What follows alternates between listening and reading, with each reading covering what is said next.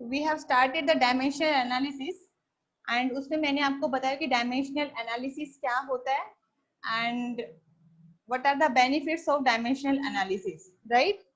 उसके बाद हमने डिस्कस किया है कि what is principle of homogeneity, principle of homogeneity क्या होता है and what are the advantage of principle of homogeneity. ये काफी इंपॉर्टेंट है कि जो आपका प्रिंसिपल ऑफ होमोजेनिटी के 3 फिजिकल सिग्निफिकेंस मैंने बताए हैं और जो तीनों मैंने जो फिजिकल सिग्निफिकेंस की बात की है वो मैंने न्यूमेरिकल की हेल्प से आपको समझाने की कोशिश की है, राइट। तो जो पहला मैंने जो एडवांटेज बताया है वो एडवांटेज का क्या था कि हम किसी भी फॉर्मूले को करेक्ट चेक कर सकते हैं कि आपका जो फॉर्मूला है गिवन फॉर्मूला करेक्ट है या नहीं है। अगर हमारा लेफ्ट हैंड साइड का डायमेंशन राइट हैंड साइड के डायमेंशन से मैच हो जाता है तो हम क्या कहेंगे कि आपका जो फॉर्मूला है दैट इज करेक्ट। अगर आपके पास कोई भी इस तरह का फॉर्मूला है x minus Y is equal to Z, तो ये जो इक्वेशन है ये करेक्ट कब होगी, जब आपका जो लेफ्ट हैंड साइड का जो डायमेंशन है that will be equal to the dimension of right hand side. तो हम बोलेंगे कि आपका जो गिवन रिलेशन है वो क्या है, करेक्ट है। ये इसका पहला फिजिकल सिग्निफिकेंस था। सेकेंड फिजिकल सिग्निफिकेंस हमने बताया कि इसकी हेल्प से हम अननोन कांस्टेंट की वैल्यू निकाल सकते हैं। जैसे मेरे पास गिवन है A X minus B Y is equal to Z, तो यहाँ पे जो a और b दो आपके पास अननोन कांस्टेंट हैं, दीज आर अननोन कांस्टेंट, उनकी वैल्यू हमें पता नहीं है। तो with the help of principle of homogeneity हम जो आपके कांस्टेंट हैं a एंड b इनका वैल्यू हम फाइंड आउट कर सकते हैं। ये इसका क्या है सेकंड फिजिकल सिग्निफिकेंस कि सपोज यहाँ पे x का वैल्यू हमें पता है, y का वैल्यू हमें पता है और z का वैल्यू हमें पता है, बट a और b का वैल्यू हमें नहीं पता है। तो with the help of principle of homogeneity हम क्या निकाल सकते हैं, value of a and b।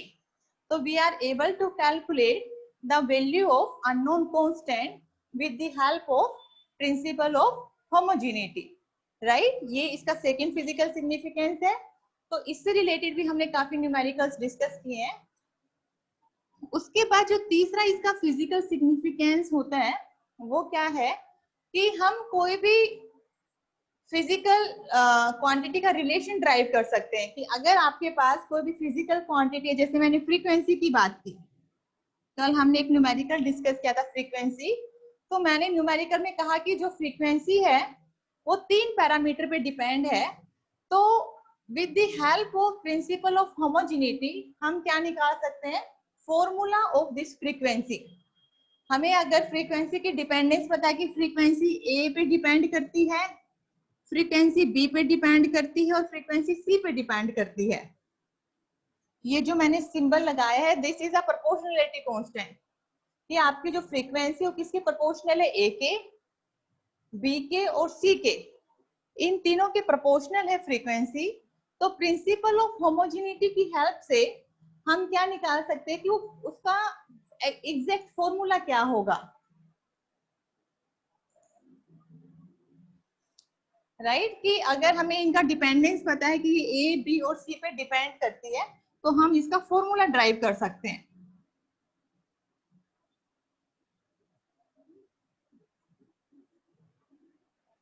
तो इसके ये 3 फिजिकल सिग्निफिकेंस हैं। फर्स्ट तो हमें फॉर्मूले को चेक करना, हम फॉर्मूले को चेक कर सकते हैं। दूसरा हम फॉर्मूले को ड्राइव कर सकते हैं और तीसरा हम फॉर्मूले के अंदर अगर अननोन वैल्यूज हैं तो उन अननोन वैल्यूज को कैलकुलेट कर सकते हैं, ठीक है। तो इन तीनों एडवांटेजेस से रिलेटेड हमने न्यूमेरिकल्स भी डिस्कस किए थे। और अब हम जो तीसरा जो फिजिकल सिग्निफिकेंस है कि हम फॉर्मूला ड्राइव करेंगे कि अगर आपके पास कोई भी फिजिकल क्वांटिटी गिवन होगी और उस फिजिकल क्वांटिटी के बेस पे आपने क्या करना है, फॉर्मूला ड्राइव करना है। तो इसका हम एग्जांपल डिस्कस कर रहे थे, कल मैंने एक एग्जांपल क्लास में डिस्कस किया था और एक मैंने आपको होम असाइनमेंट के लिए दिया था।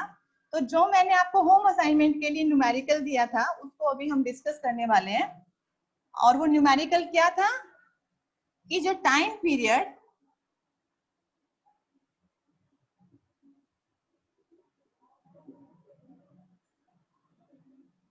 टाइम पीरियड को मैंने टी से डिनोट किया था, ये किस किस पर डिपेंड कर रहा था? It depends upon length, depends upon length, mass and तीसरा acceleration, acceleration due to gravity, right? इन तीनों पे डिपेंड कर रहा था। और यहाँ पे हमें क्या कैलकुलेट करना है कि what will be the formula of time, तो derive the formula for T.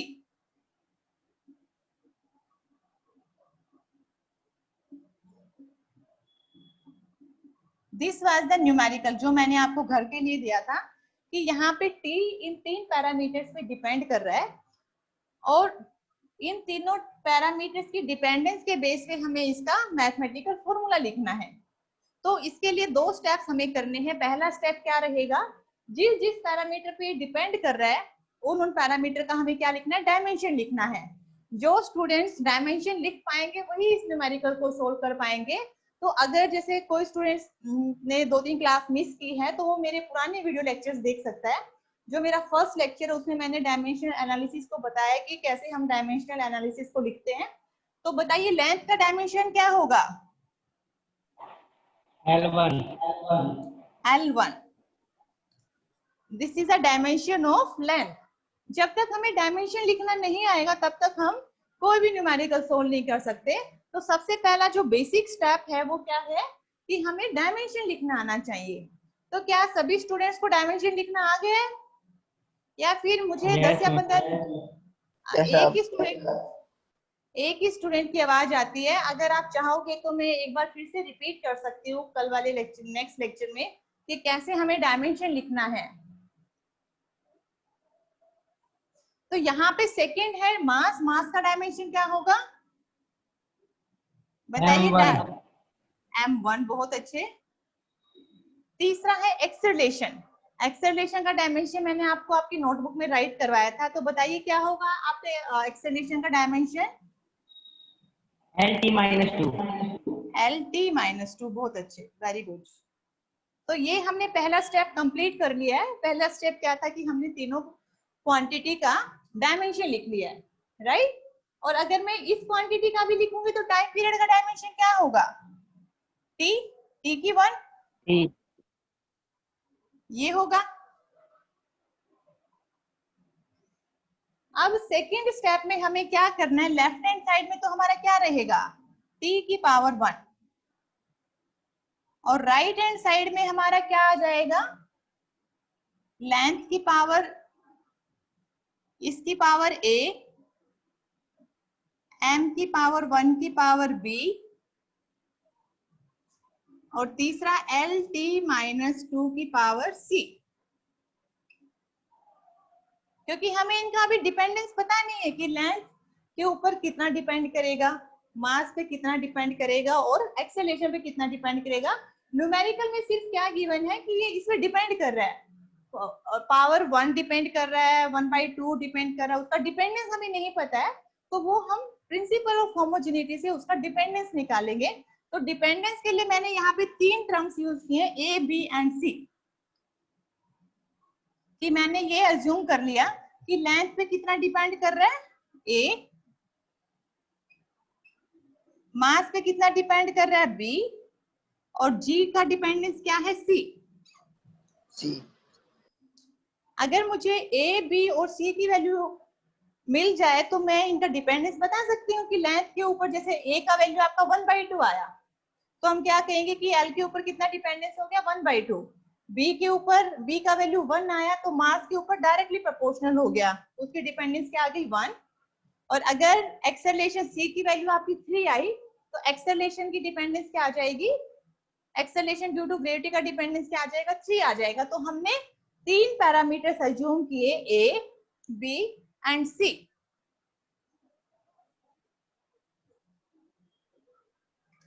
Right? तो अब हमें नेक्स्ट स्टेप में क्या करना है, we have to calculate the value of A, B and C. इन तीनों का वैल्यू निकालना है। तो इन तीनों का वैल्यू हम कैसे निकालेंगे,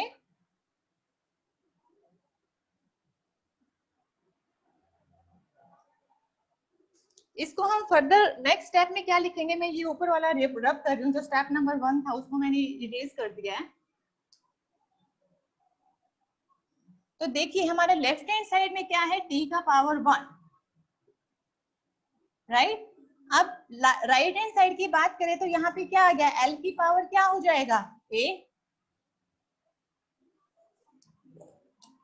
m की पावर क्या हो जाएगा, b, और यहाँ पे क्या हो जाएगा, l की पावर c और t की पावर भी -2c, यही होगा ना। इसको हम मल्टीप्लाई करेंगे, ये भी पावर है ये भी पावर है, तो दे बिकम मल्टीप्लाई, तो ये क्या हो जाएगा, a हो जाएगा। देन यहाँ पे 1 है यहाँ पे b है, तो इनको मल्टीप्लाई करेंगे तो मास का पावर क्या हो जाएगा, b। यहाँ पे लेंथ है और टाइम है, तो लेंथ की पावर भी c हो जाएगी और टाइम की पावर क्या हो जाएगी, -2c हो जाएगी। ये तो स्टेप समझ आएगा ना, this is totally mathematics. Yes ma'am. Right. अब हमें कलेक्ट करना, लेंथ को कलेक्ट कर लेंगे। देखिए लेंथ यहाँ पे 2 बार है, तो लेंथ की पावर a और लेंथ की पावर c, तो क्या हो जाएगा, लेंथ की पावर a प्लस c। ये स्टेप समझ आया, क्योंकि पावर यस अगर मैम। हमारे पास a की पावर b है और a की पावर c है, तो क्या हो जाता है, a की पावर b प्लस c।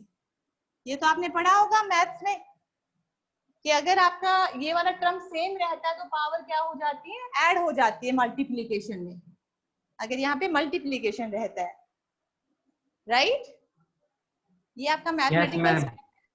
उसके बाद मास का बताइए, मास का देखिए सिर्फ एक ही टर्म है इधर, तो मास की वैल्यू क्या हो जाएगी, b। बी। टाइम की वैल्यू क्या हो जाएगी, टाइम का सिर्फ एक ही वैल्यू है, तो टाइम की वैल्यू क्या हो जाएगी, -2c, राइट। Yes ma'am. अब यहाँ पे लेफ्ट हैंड साइड में भी हम बात कर ले तो लेफ्ट हैंड साइड में मास की पावर क्या रहेगी, मास तो है ही नहीं, मास नहीं है तो हम क्या बोलेंगे, मास का पावर 0। लेंथ भी नहीं है तो लेंथ का पावर भी 0। टाइम है तो टाइम की पावर क्या हो जाएगी, 1 हो जाएगी। अगर यहाँ पे मास भी होती तो हमारी मास की वैल्यू क्या आती, दैट इज 1। बट यहाँ पे ओनली टाइम है, तो जो 2 पैरामीटर्स की वैल्यू क्या हो जाएगी, पावर क्या हो जाएगी, 0। किसी की पावर 0 क्या होती है, m की पावर 0 का क्या मतलब होगा, 2⁻⁴ क्या मतलब है मैथ में, बताइए, it's a very basic term. 1। 1, बहुत अच्छे। तो यहाँ पे n की पावर 0 का मतलब क्या है, 1। l की पावर 0 का मतलब क्या है, 1। तो यहाँ पे अगर मैं 1.1 लिख दूं तो इसमें कोई चेंज थोड़ी आएगा, there will be no change. तो इस 1 की जगह तो मैंने m की पावर 0 लिख दिया है, और इस दूसरे वाले 1 की जगह मैंने क्या लिख दिया, l की पावर 0। क्योंकि जो डायमेंशन होता है वो डायमेंशन किस किस की टर्म में लिखना होता है, m की पावर की टर्म में, सेकंड l की टर्म में, and third in terms of time, right. तो मैंने यहाँ पे इनको तीनों टर्म्स में लिखा है, मास की टर्म में, सेकंड लेंथ की टर्म में, and third in terms of time. समझ आया। उसके बाद हम क्या करेंगे, इनको इक्वेट करेंगे, लेफ्ट हैंड साइड में और राइट हैंड साइड में तीनों का जो पावर होगा उसको हम इक्वेट कर रहे हैं।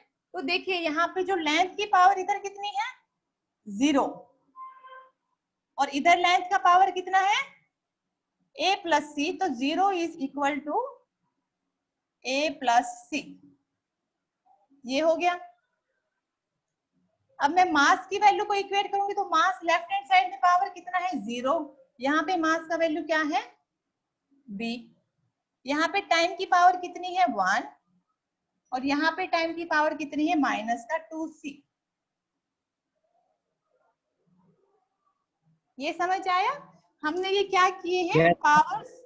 पावर जो थी, पावर को हमने इक्वेट किया है ऑन बोथ साइड।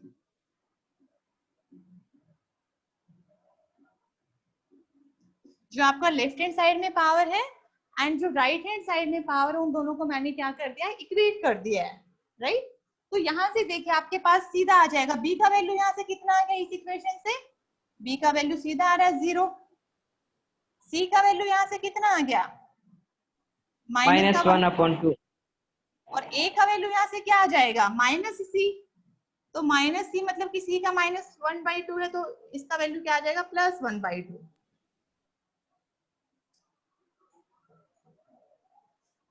समझ आया? Yes ma'am. तो यहाँ पे हमारा मेन मोटो क्या था कि हमें ए का वैल्यू कैलकुलेट करना था, बी का वैल्यू हमें कैलकुलेट करना था और सी का वैल्यू हमें कैलकुलेट करना था, तो वो हमने कैलकुलेट कर लिया है। तो यहाँ पे वैल्यू कैलकुलेट करने के बाद अब हमें इसका फॉर्मूला हम निकाल सकते हैं, ये वैल्यू हमें आ गई है, कैलकुलेट कर लिए हमने, तो अब सीधा हम इस इक्वेशन में रख देंगे। तो जो सबसे पहले जो बेसिक इक्वेशन हमने क्या लिखी थी कि जो आपका टाइम है, टाइम किस किस के ऊपर डिपेंड कर रहा था, लेंथ की पावर ए पे, मास की पावर बी पे और एक्सेलरेशन ड्यू टू ग्रेविटी की वैल्यू पे सी पे। तो यहाँ पे लेंथ की पावर ए का वैल्यू कितना आया 1/2, एम की पावर क्या आ गई 0 और स्मॉल जी का वैल्यू कितना आ गया -1/2। तीनों का वैल्यू हमने यहाँ लिख दिया है, तो यू कैन से कि m की पावर 0 तो 1 हो जाएगा और इसको हम क्या लिख सकते हैं l की पावर 1/2 अपॉन g की पावर 1/2 और स्क्वायर रूट ऑफ l/g। ये हमारा टाइम पीरियड आ गया।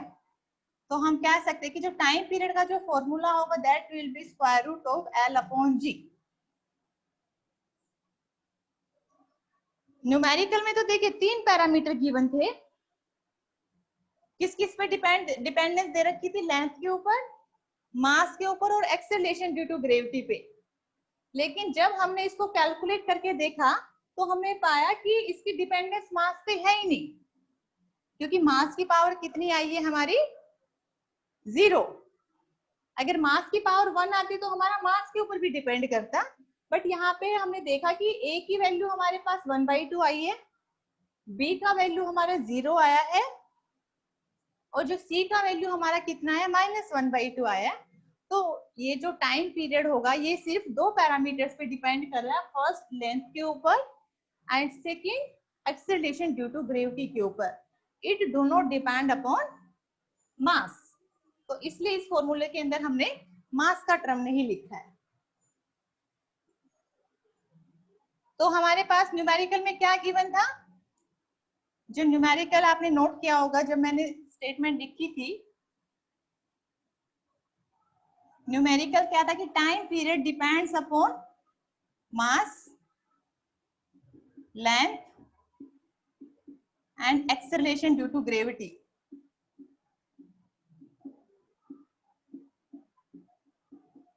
तो इसको हमने कैपिटल एम बोला, इसको कैपिटल एल बोला और इसको स्मॉल जी बोला। इसके इन तीनों के ऊपर ये टी डिपेंड है, तो हमने फॉर्मूला क्या निकाल दिया कि टी का जो आंसर आएगा that will be capital L divided by G. ये हमारा आंसर आ गया। तो यहाँ पे इस पे कोई डिपेंडेंस हमें नहीं मिली, इसके ऊपर डिपेंडेंस मिली और इसके ऊपर डिपेंडेंस मिली, और डिपेंडेंस कितनी मिली, L की पावर 1/2 डिपेंडेंस मिली और G की -1/2 डिपेंडेंस मिली। समझ आया? Yes ma'am. क्या कोई स्टेप रिपीट करना है मुझे या फिर आपको समझ आ गए सारे स्टेप्स? नहीं कर रहा है। कुणाल की आवाज क्लियर नहीं आई, क्या कहना? समझ में आ गया। समझ में आ गया, बहुत अच्छे। तो अब मैं आपसे एक क्वेश्चन पूछती हूँ, इसी क्वेश्चन के अंदर आपने ये जो हमारा रिलेशन आया है, इस रिलेशन को चेक करके बताओ कि ये रिलेशन करेक्ट है या नहीं है। क्योंकि मैंने आपको बताया कि हमारा जो प्रिंसिपल ऑफ होमोजेनिटी है उसके 3 एडवांटेजेस होते हैं। पहला एडवांटेज क्या बताया कि हम किसी भी मैथमेटिकल रिलेशन को चेक कर सकते हैं कि वो आपका रिलेशन करेक्ट है या नहीं है। अगर आपका लेफ्ट वाला डायमेंशन राइट वाले डायमेंशन के साथ मैच कर जाएगा तो हम क्या कहेंगे कि आपका जो गिवन रिलेशन है दैट इज करेक्ट, राइट। तो आपने अभी चेक करके मुझे बताना है कि ये जो रिलेशन है ये करेक्ट है या नहीं है। एक न्यूमेरिकल के अंदर आपके दो फिजिकल सिग्निफिकेंस डिस्कस हो जाएंगे, क्योंकि इस न्यूमेरिकल में हमने ये तो फॉर्मूला तो ड्राइव कर लिया है। अब आपने इसी के अंदर चेक करना है। न्यूमेरिकल समझ आया? मैं आपसे क्या पूछना चाहती हूँ कि ये जो रिलेशन है चेक करिए, check given relation.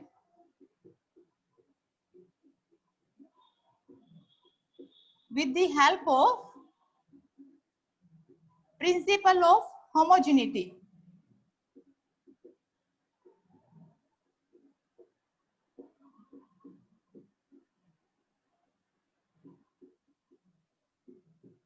Getting my point कि मैं क्या पूछना चाह रही हूँ? न्यूमेरिकल समझ आया कि आपके पास ये रिलेशन गिवन है और आपने चेक करना है कि ये रिलेशन करेक्ट होगा या नहीं होगा। तो पहले आप लेफ्ट वाला डायमेंशन लिखिए टाइम पीरियड का, फिर राइट वाला डायमेंशन लिखिए और फिर देखिए कि जो लेफ्ट वाला डायमेंशन राइट वाले डायमेंशन के साथ मैच कर रहा है नहीं कर रहा है। मैं आपको 5 मिनट्स देती हूँ और जिनका हो जाए वो अपने चैट बॉक्स में मुझे लिख के भेजिए कि मैडम हमारा लेफ्ट वाला डायमेंशन राइट वाले डायमेंशन के इक्वल आ रहा है, यस और नो। यस या नो में आप आंसर कर सकते हो कि रिलेशन करेक्ट होगा तो यस लिखिए, अगर रिलेशन करेक्ट नहीं है तो नो लिखिए। क्वेश्चन समझ आया? Should I repeat it again? No ma'am. ठीक है, तो इसको सोल्व करिए। अभी 5 मिनट्स का मैंने आपको टाइम दिया है।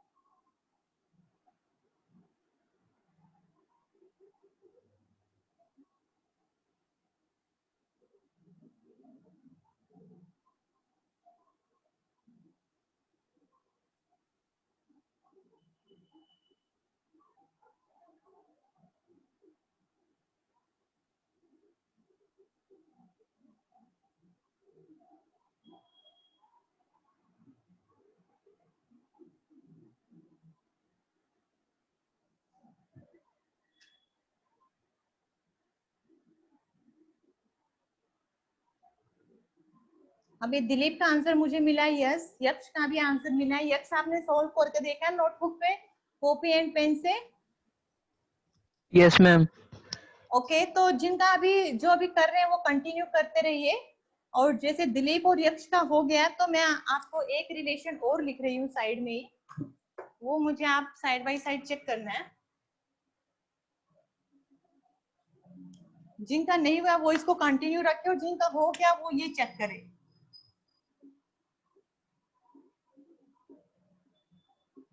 इस रिलेशन को भी आपने देखना है। टी हमारा टाइम पीरियड रहेगा, एल हमारा लेंथ रहेगा और जी हमारा एक्सेलेरेशन ड्यू टू ग्रेविटी रहेगा। 2 पाई हमारा कांस्टेंट है। This is time period, this is acceleration and this is your length. तो आपने चेक करना है कि ये वाला रिलेशन करेक्ट या नहीं है फॉर दिलीप एंड यक्ष। अदर स्टूडेंट्स इसी को कंटिन्यू करिए।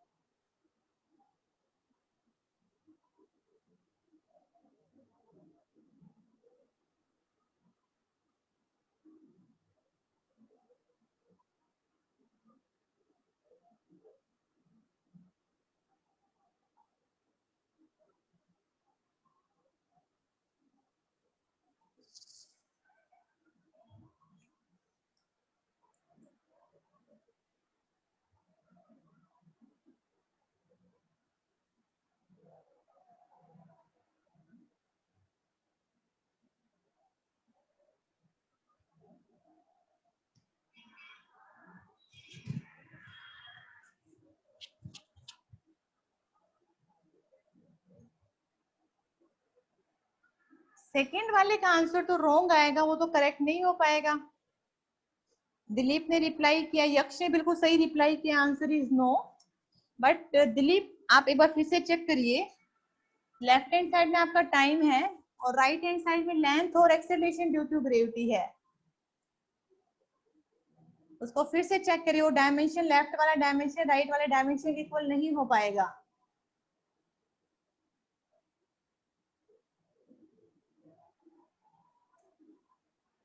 ये कुणाल आपने सोल्व नहीं किया फर्स्ट वाला जो मैंने पूछा आपसे, फर्स्ट जो क्वेश्चन?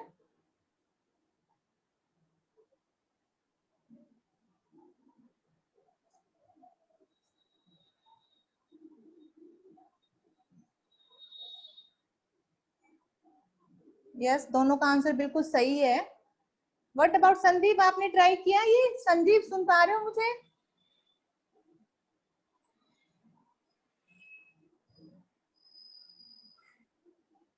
पंकज खिची, कुणाल,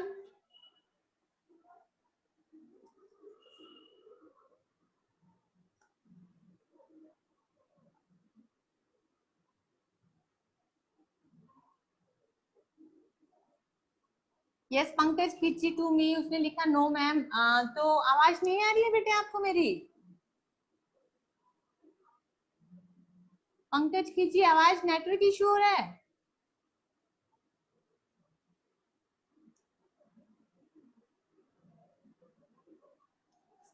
ओके, तो तो आप इसको ट्राई करिए कि आपने सिर्फ, इट्स वेरी सिंपल क्वेश्चन। अगर मैं पहले वाले इस न्यूमेरिकल की बात करूं तो यहाँ पे सिर्फ आपने क्या लिखना है कि डायमेंशन, लेफ्ट वाले का डायमेंशन लिखना है, राइट वाले का। लेफ्ट वाले में टाइम है तो टाइम का डायमेंशन क्या होगा? t का पावर 1। अब यहाँ पे लेंथ का डायमेंशन क्या होगा? l की पावर 1। और g का डायमेंशन क्या होगा? l की पावर 1 t का पावर -2। ये डायमेंशन हमने लिख दिए हैं। तो ये डायमेंशन सिर्फ आपने इस फॉर्मूले में लिखने हैं। तो अगर मैं इसको फॉर्मूले में पुट करूंगी तो क्या आएगा आपका? लेफ्ट साइड में तो आपका t का power 1 you will get, right side में क्या आ जाएगा? l की पावर 1 डिवाइडेड बाई l का पावर 1 t की पावर -2। तो इस l से आपका l कैंसिल हो गया और ये t इस स्क्वायर रूट से आपका ये कैंसिल हो गया। तो ये जब ऊपर जाएगा तो t की पावर क्या बन जाएगा? +1। तो आप क्या कह सकते हो कि जो लेफ्ट हैंड साइड का जो डायमेंशन है वो राइट हैंड साइड के डायमेंशन के इक्वल आया है। तो हमारा जो फॉर्मूला है वो क्या हो गया? करेक्ट हो गया है।